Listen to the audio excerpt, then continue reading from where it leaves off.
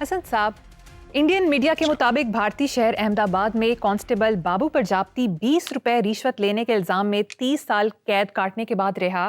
1996 سے 2026 معمولی الزام، طویل مقدمہ، 22 سال اپیل زیر التوا، گواہوں کی تضادات اور استغاثہ کی ناکامی کے بعد آخرکار بھارتی ہائی کورٹ نے ملزم کو باعزت بری کر دیا۔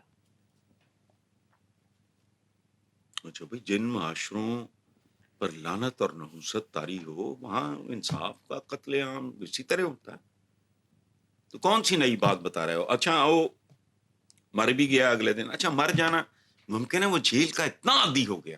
اور میں آپ کو ٹھیک بتا رہا ہوں، دنیا کا سب سے بڑا نشہ پتا ہے مریم کیا ہے؟ غربت۔ سب سے خوفناک ایڈکشن اگر ہے دنیا میں وہ غربت ہے، اس کا بھی عادی ہو جاتا ہے آدمی۔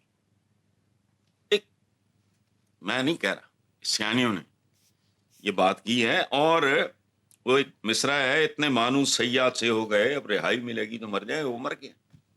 جیل میں اس کے کوئی دوست ہو گئے، کوئی دیواروں سے اس کی کوئی دوستی ہو گئی فلانا ٹمکانا، مر گیا تو مر گیا۔ اس طرح کے لانتی اور منحوس معاشروں میں یہ معمول کی بات۔ مجھے بھولتا نہیں، میں کئی بار یہ مثال دیتا ہوں، پتہ نہیں 5-6 سال ہو گئے اس بات کو، ہمارے سپریم کورٹ میں یا ہائی کورٹ میں ایک جج صاحب عدالت میں رو پڑے تھے۔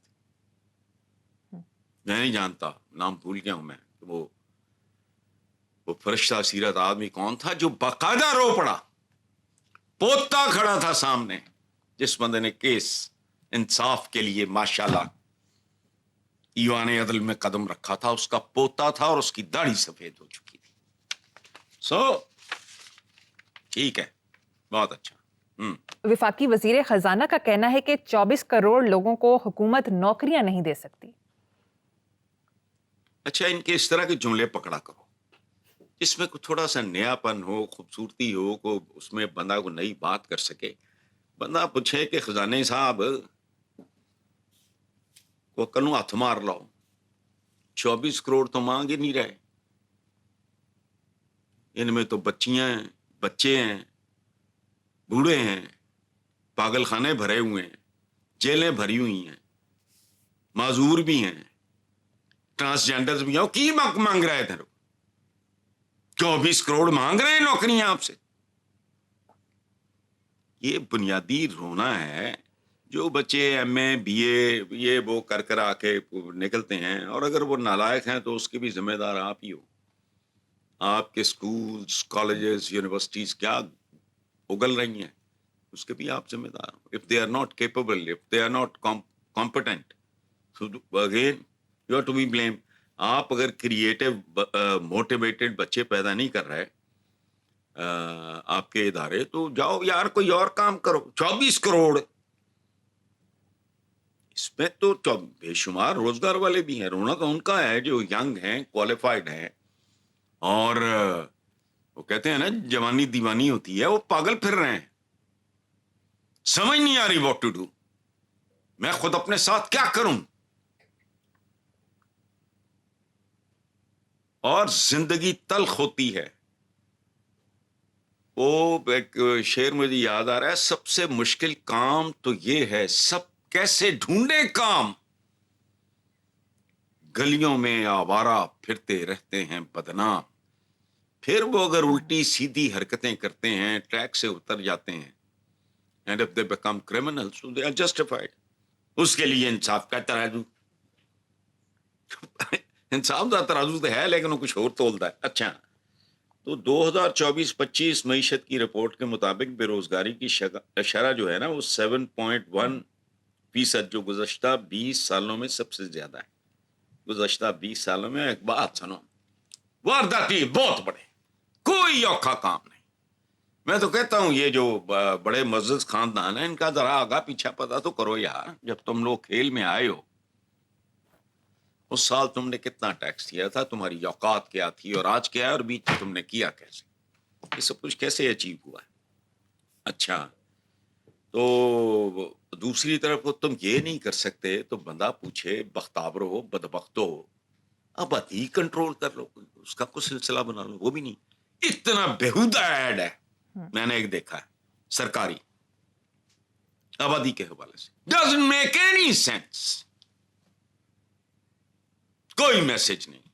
ادھر بھی کمیشن کھاتے ہوں گے ایڈورٹائزنگ ایجنسیاں کو. اچھا, حکومتی اعداد و شمار کے مطابق 59 کوئی پتہ نہیں لاکھ افراد بے روزگار ہیں جن کو روزگار چاہیے, اور آپ 24 کروڑ کی بات کر رہے ہیں. حضور اپنے بیان پہ غور کرو, سارے نہیں. حالانکہ بے شمار ہوں تو خیر ایگریکلچر کا بھی ماشاء اللہ بیڑا غرق ہو گیا ہے, بہت اچھا ہوا ہے. آشیانے کی بات کرتے ہو, دل جلانے کی بات کرتے ہیں. 24 کروڑ مانگ رہے ہیں, سبحان اللہ.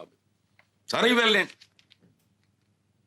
جو ہیں وہ مانگ رہے ہیں, اور وہ 24 کروڑ نہیں ہے, وہ چند کروڑ ہے, اور چند کروڑ ہی بہت کافی ہے ایک قیامت, ایک حشر اٹھانے کے لیے. اور یہ کدھر جائیں گے؟ یوتھ جو ہے یہ اگر اس کے پاس کرنے کوئی کچھ نہیں ہے تو کیا کرے گا؟ نتیجہ کیا ہوگا؟ تمہارا کرائم بڑھے گا, تمہارے نظم و نسق میں, تمہاری افراتفری, تمہارے انتشار میں اضافہ ہوگا. لیکن نہیں, یہ تمہارے سوچنے کے کام نہیں ہے. لیکن بہرحال بات بڑی فنی ہے, مزہ کا خیز بات. 24 کروڑ کو. اچھا, ہاں جی, کوئی شک نہیں حسن صاحب. نیکسٹ موضوع پہ چلتے ہیں. حسن صاحب, ہمارے سینئر ریسرچر نے یہ ویڈیو سرچ کیا ہے جس میں ایک انڈین مذہبی اسکالر نے آپ کا شعر تو پڑھا ہے لیکن آپ کا نام نہیں لیا. ان کو شاعر کا نام تو لینا چاہیے تھا. نہیں یہ 7 غلطی ہو سکتی ہے.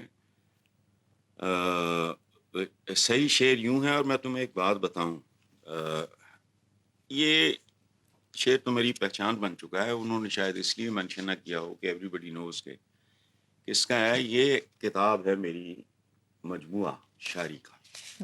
یہ سننے والی بات ہے. اس کا پہلا ایڈیشن اکتوبر 1998 میں شائع ہوا تھا, 98 میں.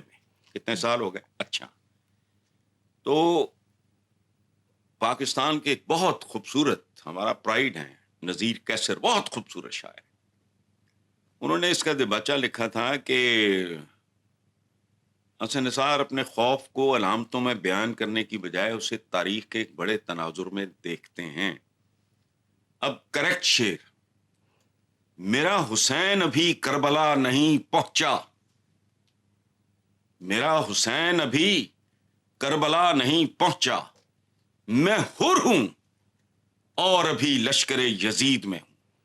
نذیر کیسر صاحب کا حوالہ میں اس لیے دے رہا ہوں, آگے انہوں نے 2 لائنیں لکھی, وہ سن لو. حر ہونے کا کرب, اس کی اذیت وہی سمجھ سکتا ہے جو لشکر یزید میں ہو. اور ہم سب ہیں, ہم سب آج لشکر یزید میں ہیں, اور حسین کا انتظار طویل تر ہوتا جا رہا ہے. یہ ہے کتاب, سن میں نے بتا دیا, بھولنا جانا, پہلا ایڈیشن 1998. تو یہ جو ہمارے جو انڈین اسکالر تھے, تو نام شام از ناٹ امپورٹنٹ, وہ پیپل نو, میرا نام ان کے ذہن سے نکل گیا ہوگا یا انہوں نے سمجھا ہوگا کہ یہ اس لیے کوئی ایسی بات نہیں ہے. لیکن خوبصورت بات یہ ہے, اس شعر پہ غور کرو. میں خود بھی یہ جب میں نے دیکھی مجھے حیرت اس لیے ہوئی کہ 98 کتنے سال ہو گئے اس بات, 27-28 سال پہلے بھی مائنڈ سیٹ کیا تھا میرا. اس پہ مجھے تھوڑی سی حیرت بھی ہوئی ہے, سچی بات.